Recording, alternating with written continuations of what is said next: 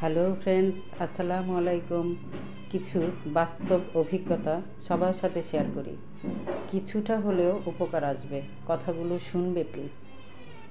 মহান সৃষ্টিকর্তা আমাদের সবার লাইফে তিনবার সুযোগ দেন। আমরা সবাই জানি টাকা পয়সা ধন সম্পত্তি অর্জনের জন্য।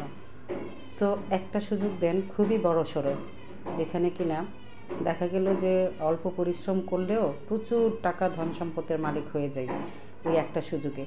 তো সেই সময় আমরা কি করি, ওই সুযোগটা কাজে না লাগিয়ে অনেকে টাকা উড়াধুরা খরচ করি, সঞ্চয় করি না। ছেলে হলে অনেকগুলি বিয়ে লাগে, নারী লাগে, বার লাগে, অনেক ঘুরোঘুরি লাগে। মেয়ে হলে মার্কেটিং লাগে, প্লাস প্রচুর পরিমাণে গহনা লাগে, জামা কাপড় লাগে। অনেক মেয়েরা হাজব্যান্ড রেখে বয়ফ্রেন্ডদের সাথে ঘুরোঘুরি করে, বয়ফ্রেন্ডদের অনেক কিছু দিয়ে থাকে, অনেকে বাড়ি গাড়িও করে দেয়।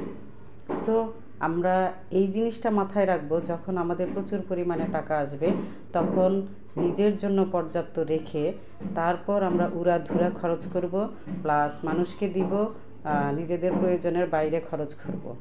তাহলে হয় কি, এই যে বড়সড় সুযোগটা মহান সৃষ্টিকর্তা দিয়েছেন সেটা আমরা কাজে লাগিয়েছি, প্লাস আমাদের কষ্টে পড়তে হবে না। উড়াধুরা খরচ করার কারণে কিছুদিন পর টাকাটা, যত টাকাই আসুক, টাকাটা কিন্তু নাই হয়ে যায়, টাকাটা আর থাকে না। তাই সবার উদ্দেশ্যে একটাই কথা, প্রচুর পরিমাণে যখন টাকা আসবে তখন সঞ্চয় করবে। আর সঞ্চয়টা কিভাবে করবে? এখন ব্যাংকে টাকা রাখলে তো টাকা নাই হয়ে যায়।